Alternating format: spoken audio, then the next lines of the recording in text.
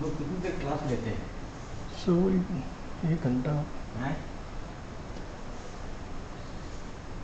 मेरा तो छोटा सा है, आधे पौन घंटे का होगा।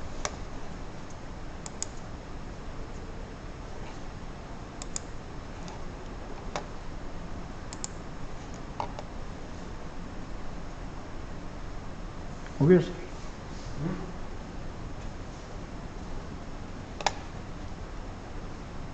कितने लोगों ने ज्वाइन किए? अभी दिखा नहीं रहा सर। हैं? मेरा ये कॉपी कर लो जरा ये।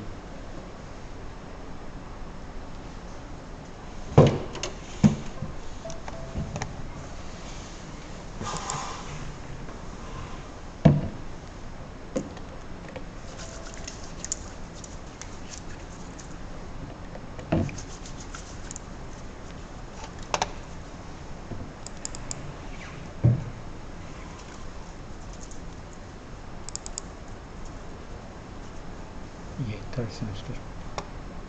नहीं, नीचे नीचे नीचे नीचे नीचे। हाँ, ओपन करो, कॉपी मत करो। नहीं, आपने कॉपी बोल दिया था सर। नहीं, ओपन कर दो। हाँ, ये बायस, ये वाला, ये नीचे से और तीसरा तीसरा ऊपर इसको। हाँ हाँ, कॉपी करना, कॉपी कर लो, कॉपी कर लो।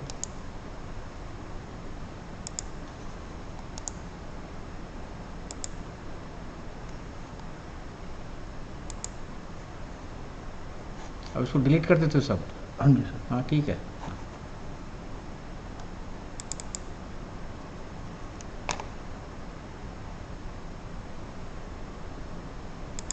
देखो कितने लोग आए हैं अभी। मैं अपना पेन ड्राइव ले लूँ? हाँ जी सर।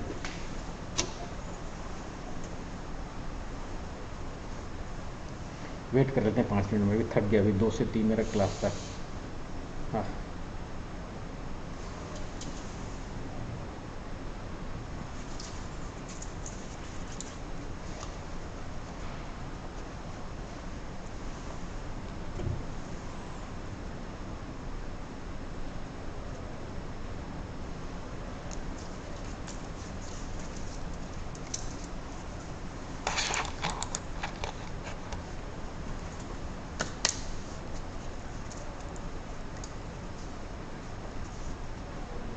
कितने आए?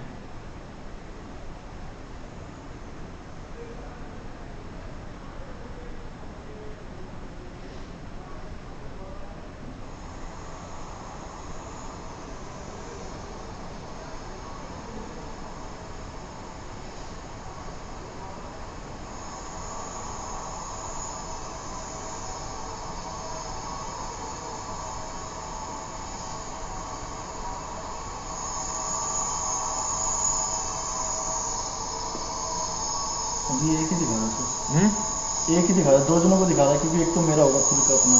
अच्छा, तो 2 दिखा रहा है। आ जाने तो कम से कम 5 हो जाए तब है। आ रहे हैं सर। आने दो, आने दो।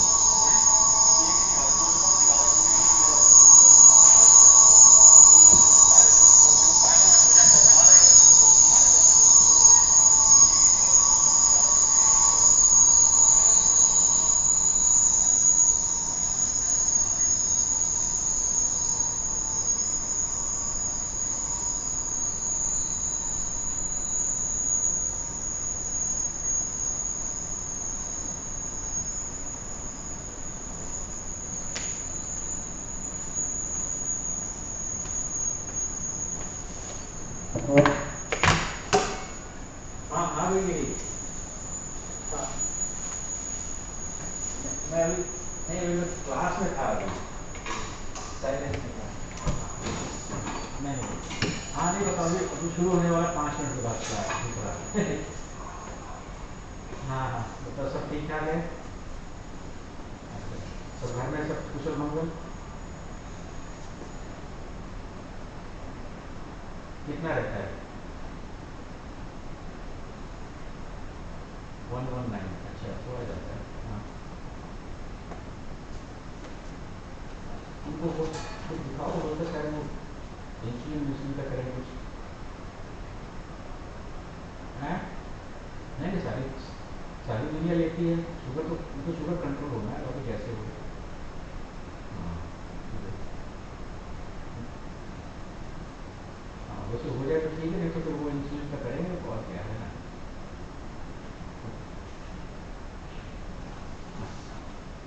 शुगर तो कंट्रोल होना है।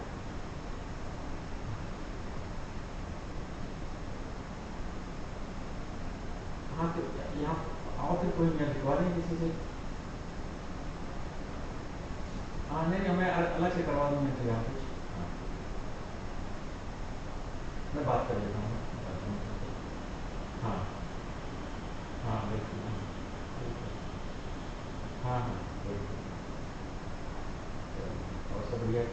हाँ सब चल रहा है, सब ठीक है, सब बढ़िया। हाँ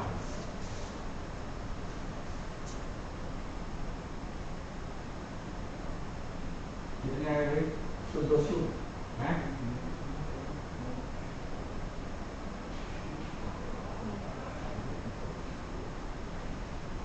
नहीं सर, 15 हो गए तो बढ़िया है सर, हैं? बढ़िया है।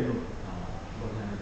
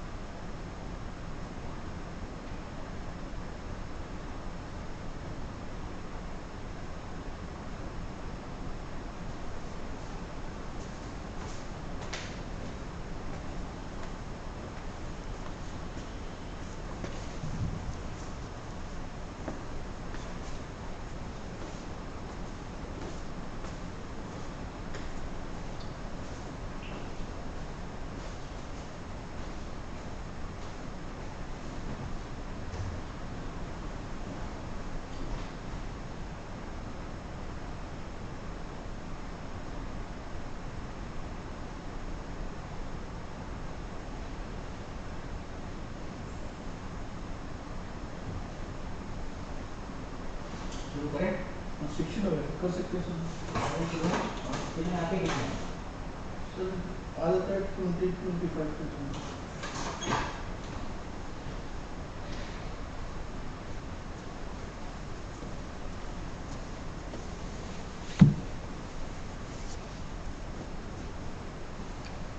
इसमें कैमरा से फोटो दिखती है क्या? कैमरा आता है फोटो? अच्छा।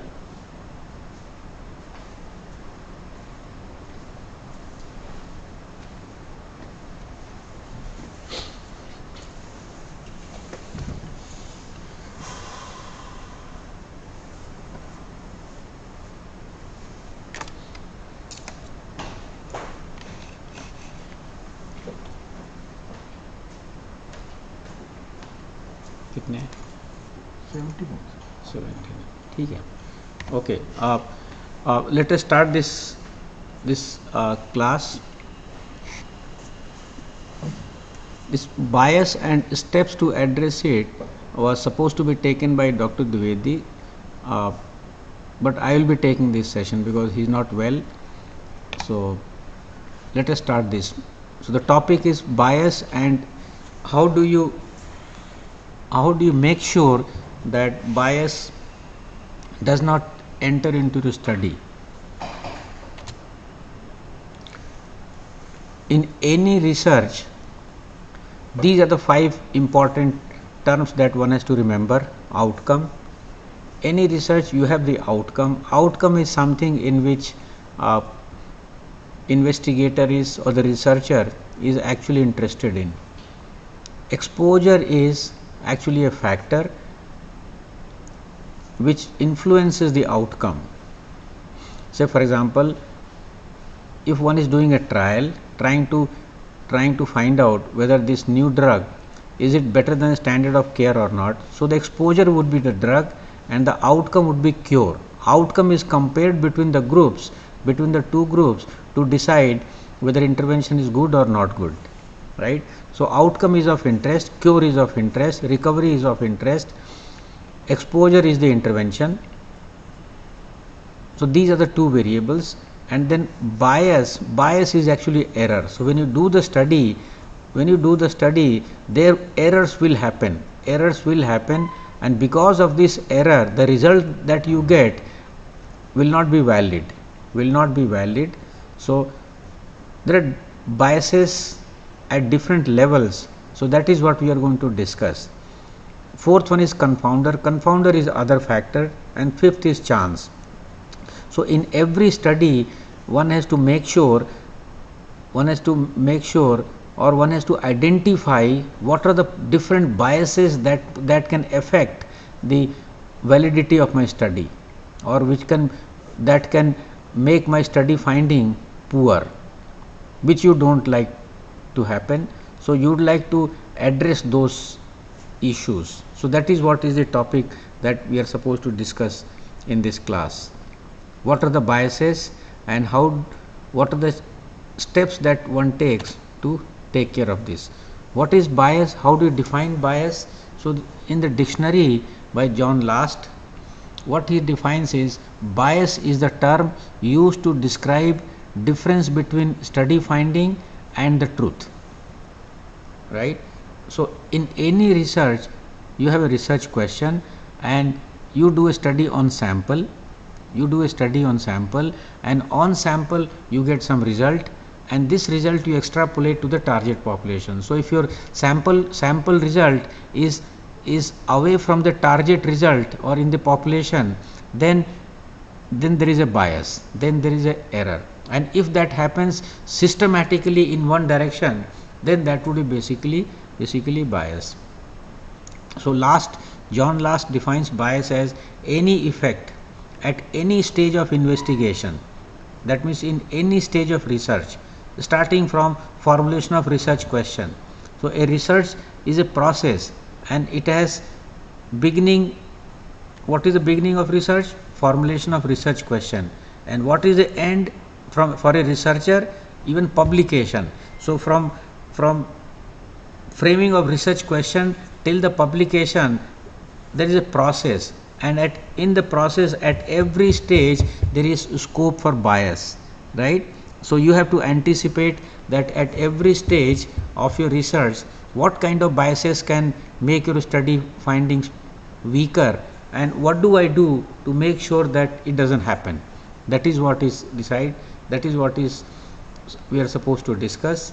So the definition of bias is at any effect at any stage of investigation or inference tending to produce results that depart systematically from the true result. That is what is bias.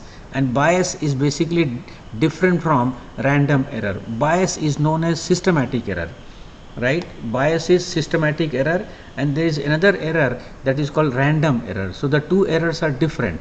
So we'll see what is systematic error or bias and what is random error.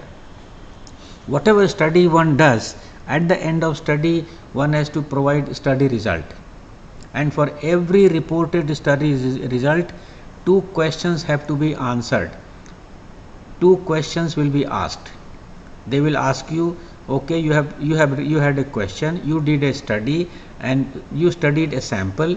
Now based on sample finding you are saying this is what is there in the population, so tell me how close your reported results are to the true result in the population. And if it is away from the true result, then there is an error. And if that error is happening due to some systematic error, then there is a bias, then that's bias, right? So first question will be about how accurate or how valid your results are, and second would be that you have studied one sample. So you had a protocol, you had some methods, you studied one sample. If you study multiple samples under identical condition, will you get the same result? No, because multiple samples identically, that means different patients in different groups, right? So no 2 patients of the same condition receiving same drug will respond in the same manner. So outcome will be different. So you are not going to get same result for repeated studies, repeated sample. So then they will ask you, you did one study and you got this kind of result. Now can you give me a range of results that you are likely to get 95% of the times? 95% confidence interval. Just previous class we discussed that in every study you have to calculate result, and then for that result you have to report range of results, and that is 95% confidence interval, and that tells you, that range tells you how precise or how imprecise your results are. Wider the range that you report, less precise you are. Narrower the range, so there is an inverse relationship between width of the interval and the precision, right? So these two questions will be asked. Now let us see what is accuracy and what is precision. What is accuracy and what is precision?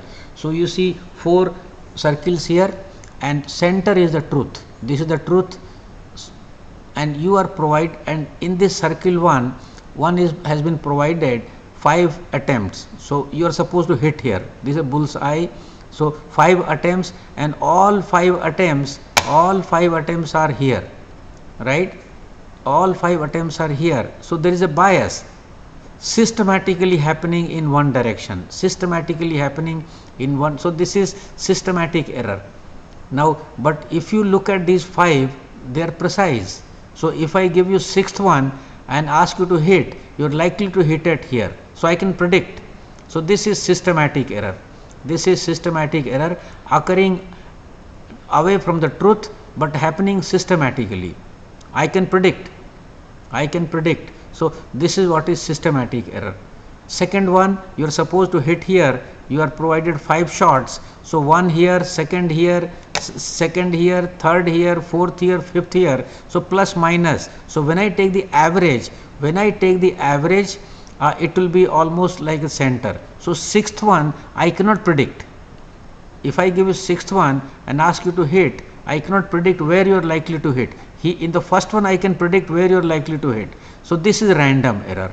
Random error cannot be predicted. Systematic error can be predicted. Now in this there is no random error, there is no systematic error. In this there is, of course there is systematic error, but see, neither valid nor precise. Both kinds of errors are happening. So in the first one, good precision because you can predict, but poor accuracy because away from the truth. Second one, when you take the average, then you may get your average as the true because these errors in opposite direction get cancelled when you calculate mean. So good accuracy but poor precision. You can't predict. Here good precision, good accuracy. Here both are poor, right? So that is what is basically precision and accuracy. So so one would like to minimize both the errors, random error and systematic error. So in this there is a systematic error. So one has to improve the method section. Right? So random error and systematic error, one would like to minimize both, right?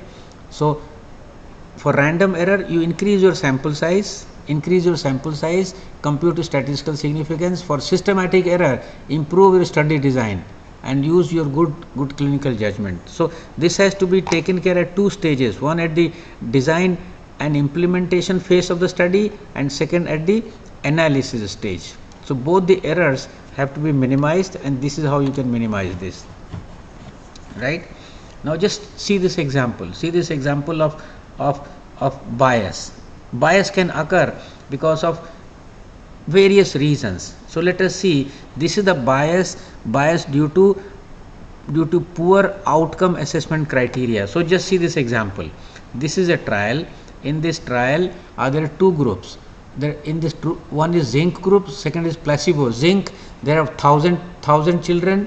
Placebo, there are 1,000 children. And out of the 1,000 children in zinc, 60 develop pneumonia, while in the control placebo, 100 develop pneumonia, right? And you want to compare the zinc with placebo, and the outcome is pneumonia. So incidence in zinc group is 60 by 1,000, incidence in placebo is 100 by 1,000, 0.1.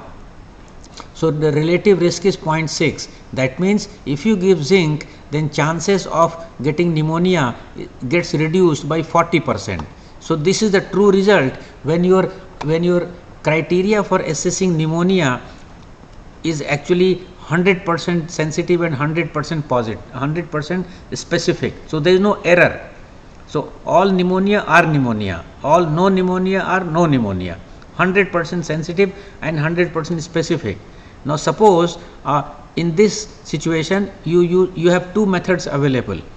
A method has 50% sensitivity and 100% specificity. Then what happens? And your method has 100% sensitivity and 50% specificity. What? So these are two combinations. So if we choose an outcome measure, see, selection of outcome measure, selection of outcome criteria also affects your validity, that means bias. So you can minimize bias by choosing better outcome assessment criteria. So if your outcome measure is 100% specific, 100% specific means it will not make any mistake in no pneumonia, but 50% sensitive means it will miss 50% cases. So here you had 60 zinc, 60 pneumonia, and because your method is 50% sensitive, it will say 50% are false negative. So it goes here. Similarly here goes here. So in this, now you calculate same thing what you did there. So you get 30 upon 1000, 50 upon 1000 and 0.6. So that means if your method is 100% specific, still you get the same true result, right? So your validity is not affected. Validity is not affected means there is no bias, right? There is no bias, but your reliability will be affected. Why? Because by choosing by here, now you see how many events you have. You have 30 plus 50, 80 events, whereas actually you had 160 events, right? So the reliability depends on the number of events. So this will be less reliable but more valid. You saw that circle, less reliable and more valid. Now choose the second criteria. You have, suppose if you choose that outcome assessment criteria which is 100% sensitive but only 50% specific. So 100% sensitive means it will not make any mistake in pneumonia cases, but half of the negatives one will be put as positive, will be taken as false positive, right? And then when you calculate, your result is different. So what is priority in research? Research is specificity. Your outcome assessment should be as, so you can minimize bias by choosing an outcome assessment criteria which is more specific. That is what it is. Next is confounding. Other factors also can create bias. That means they can give you results which are away from the truth. So confounding a situation in which the measure of, because see, the definition said of the bias said any aspect at any stage of the study, if it provides you the result which is away from the truth, that is bias, right? So if you have some other factors and these factors are not balanced in the two groups, then the result that you get can be due to this imbalance, right? And therefore the result you get, that imbalanced result that you get, is away from the truth. So that is a bias. So that is what is confounding, right? So what is a confounding? A situation in which the measures of effect of exposure on outcome is distorted because the association of a study factor with other factors that influence the outcome. These other factors are called confounders. It is an independent risk factor of outcome. It is unevenly distributed. That means there is an imbalance between the two groups. It is not on the causal pathway between exposure and outcome. If it is on the causal pathway between exposure and outcome, then it becomes intermediate outcome or intervening variable. So just see one example. How confounders can give you result which is biased. That means which is away from the truth, right? So this is just an example where you have four groups of participants. One group is non-smoker, second group is former smoker, third group is recent quitters, fourth group is persistent smokers. Now non-smokers had some risk of death. They wanted to know relationship between smoking and risk of death. So non-smoker had some risk of death. So what they similarly former smokers, they had some risk of death, and likewise these each of the four groups, they had some risk of death. So what they did was they divided risk of each of these risk of death by the risk of death among non-smokers. So that is why you get 1 here. So this is 1. So this 1.08 is risk of death among former smokers divided by risk of death of non-smokers. Likewise you have, right? So what is the interpretation of 1.08? That means former smokers have 8% more risk as compared to non-smokers. Recent quitters have 0.56, that means 44% less risk of death as compared to non-smokers. This looks absurd. Persistent smokers had 26% less risk of death as compared to non-smokers. This also looks absurd. This also looks absurd, right? So why these group of fellows should have less risk of death as compared to non-smokers? Is it that, so then the question was, are there confounders? Are there some other factors which could also influence risk of death, or smoking is the only factor? So they said no, there are other factors also. They said age is the factor. They said smoking is the factor. They said hypertension is the factor, diabetes is the factor, duration of angina is the factor, involvement of triple vessel disease is the factor. So then they said, like football match, are these factors comparable across the four groups? And if they are not comparable, then they can be the reason for explanation of the observed result. So they said, first you show me the comparability of other factors across the four groups. So they looked at it. So they compared age, duration of angina, diabetes, hypertension, triple vessel disease across 4 categories. And these last two category of patients, they had less risk of death. Less risk of death. Why? Because they were younger in age. They were younger in age. Less of their duration of angina was less. Less of them were diabetics. Less of them were hypertensive. Less of them had triple vessel. So they had advantage. They had advantage. So there was imbalance, right? There was imbalance. So because of this, you are getting that kind of skewed result. So then they did proper analysis and adjusted for this imbalance. So now they got this result 1.34, 1.21, 1.76. So this is the true result. This is the true result. So if confounders are present, and if you don't address it analytically, then the result that you get is away from the truth. That is bias. So that is also known as confounding bias, right? So that has to be anticipated and it has to be corrected. Intervening variables are basically not the confounders, they are intermediate outcomes. Say for example, somebody wanted to know relationship between alcohol consumption and myocardial infarction, then blood pressure will be intermediate outcome, BMI will be intermediate outcome, lipid parameters will be intermediate outcome, because alcohol influences blood pressure and blood pressure is known predictor of MI. Alcohol influences BMI and obesity is a predictor of MI. Alcohol consumption disturbs lipid parameters and bad lipids are predictors of MI. So they are intermediate outcomes and you don't need to adjust for them, right? Also analytically there can be bias. There can be bias. So with large sample size, you can conclude something as important, whereas it is not actually important. So look at this. You have two groups, drug and control group, 500 each. Mean temperature in the drug group, in the control arm was 40.05, and when you give this drug to reduce the temperature 39.95, just a reduction of 0.05. So this 0.05 reduction in temperature may not be very clinically important, but because your numbers are very large, you get statistically significant. So statistically significance, yes, but this 0.05 reduction in temperature or 0.1, is it meaningful? Not at all. So because of large sample size, we are detecting a very small and you conclude wrongly. So that can be due to analysis also. So this slide I already showed you in my previous class. For any observed association, there are 4 possibilities.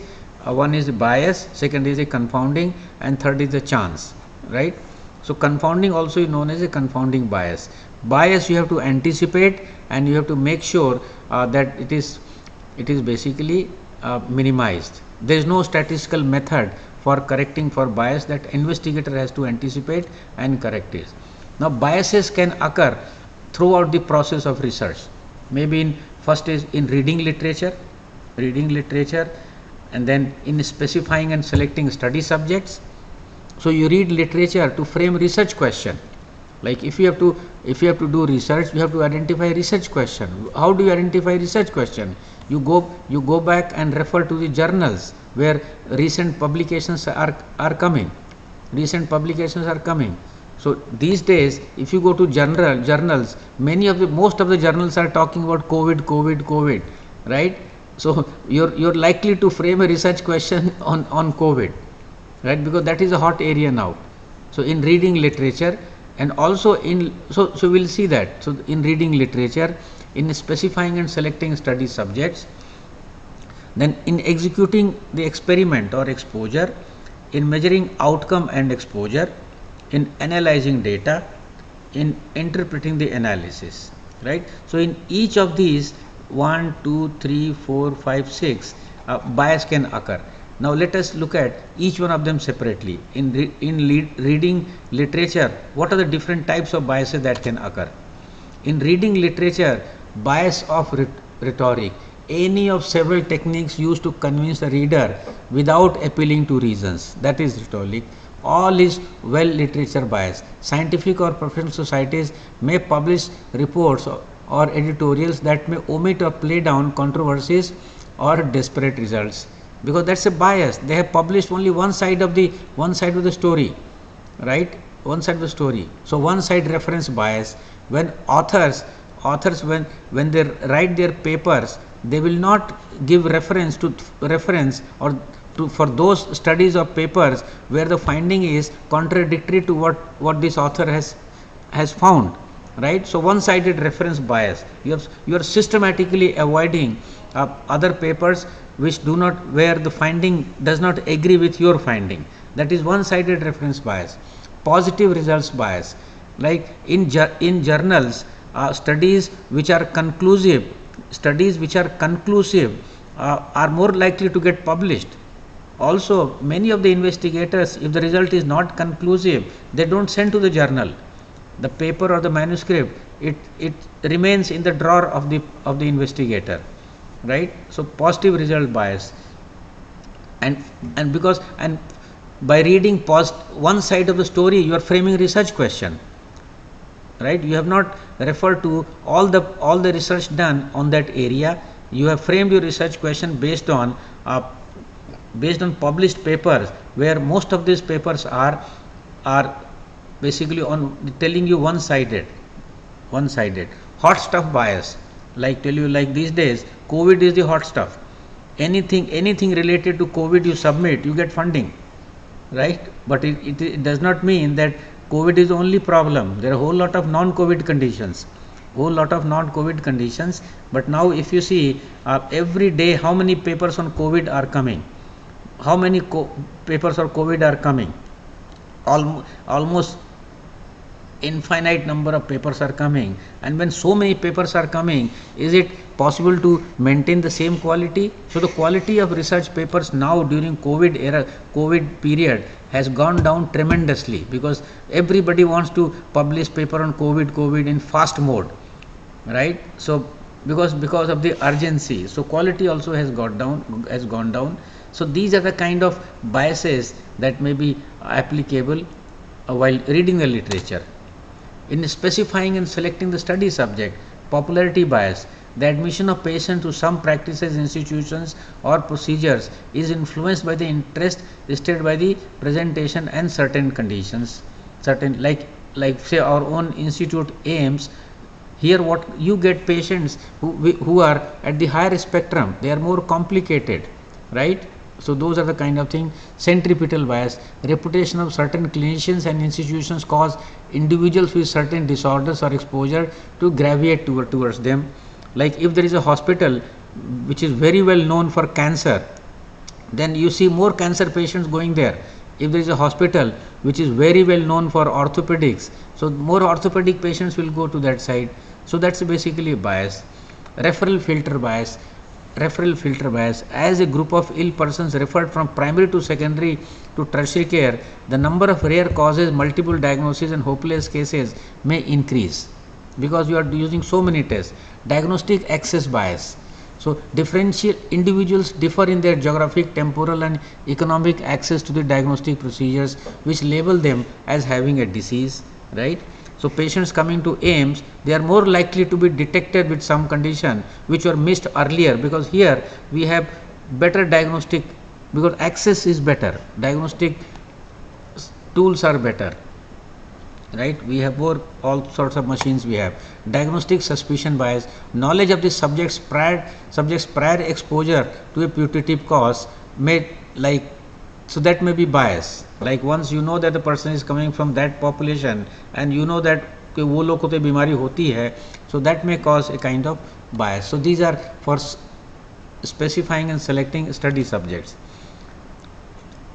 Then also previous opinion bias, wrong sample size bias. Samples that are too small, that I already explained to you. Samples that are too small can prove nothing. Samples that are too large can prove everything. Like I give an example of 500. Admission rate, that is Bergson bias. Prevalence incidence bias. Again, diagnostic purity bias, selection bias, missing clinical data bias, starting time bias, unacceptable disease bias. Migratory bias. Migrants may differ systematically from those who stay from home. Membership bias. Like suppose if you enroll participants who are from industry and they are, so that's a bias, because those who are working in industry, they are relatively healthier people. Right? So if you enroll doctors from All India Institute of Medical Sciences, that's a bias, because they are different kind of people. Non-respondent bias, because when you do a study, many of the respondents, they don't respond, and those who do not respond may be different than those who respond. Same way volunteer bias. Volunteer studies simply may exhibit exposures or outcomes that differ from those non-volunteers. So that the difference can create bias in the study result. In executing an experiment, so contamination bias. Those who are supposed to get treatment, they get control. Those who are supposed to get control, they cross over to treatment. Contamination. Then withdrawal bias. When you are doing a study, there will be number of patients who withdraw, and those who withdraw from the study may be different than those who have remained in the study. So that's bias, because they may not be same. Compliance bias. Not every patient will adhere to your treatment. If I know that I am in the control arm, placebo arm, then my compliance could be different. Bogus control bias. So these are biases for also. Then in measuring exposure and outcome, insensitive exposures and outcomes, underlying causing bias, end digit preference bias, because if you ask age, people will have tendency to report age with digit ending with 0, 5. I am 25, I am 35. So that's a digit bias. Apprehension bias, so these are the biases at the level of exposure and outcome. Again, further biases. While analyzing, again there will be lot of biases. When you are analyzing, all analysis has to be decided a priori. So that is why for every proposal they say you must have analysis plan. Not only analysis plan, you must have all the dummy tables. Dummy tables are final tables minus the numbers in it, right? So post hoc significant bias. When decision levels or tails for alpha and beta are selected after the data have been examined, conclusions may be biased. That is why in your protocol you have to define what is alpha and what is beta and stick to it. That is what is post hoc significant bias. Data dredging bias. Data dredging means if you torture your data enough, you can hear what you want to hear, right? So don't do. So all analysis have to be actually planned. All analysis have to plan and do like this. Scale degradation bias, like the degradation and collapsing of measurement scales tend to obscure differences between groups and comparison. So your outcome variable is quantitative, and now what you did, you categorize. So you have collapsed the categories. By collapsing, you lose lot of information. So that's a bias. Tidying up of bias, the exclusion of outliers or other untidy results. So if you find that couple of observations, they're outliers, so you delete them, which is a bias. You cannot delete any observation. You cannot delete any observation. uh, if there is a typing mistake, then you can correct it, but otherwise you cannot delete any observation. In interpretation stage also you can commit bias, magnitude bias. In interpreting a finding, the selection of a scale of measurement may markedly affect the interpretation. For example, this one may also be 0.0003% for the national budget. So look at this look at this number and the percentage. Significance bias. So there is always a difference between statistical significance and clinical significance. Your result has to be clinically significant, and if that happens to be statistically significant, that is fine. But because of large numbers, if your result is happens to be statistical significance, but it doesn't have any clinical meaning, clinically significant, that's not the desirable situation. Correlational bias, equating correlation with causation, right? Because again you have to see how did you see correlation or association and causation. These are two different things. Like we study, see, causation is a more stronger word. Causation can be used only when you have studied from cause to effect, only in prospective studies. Only in cohort and clinical trial you can use the word causation or predictor. Otherwise, in all other studies you have to use the word association. So many times people use non-prospective studies, but they use the word causation or predictor, because that is a strong word. That is bias. So these are statistical bias. So this is what is basically in brief biases at different stages, and how do you take care of these biases. So this is what quickly I have covered. If you have question, we can take that.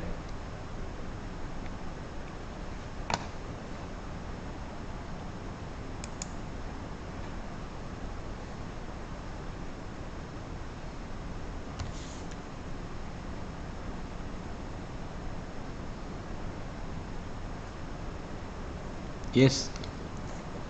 Where do I see question?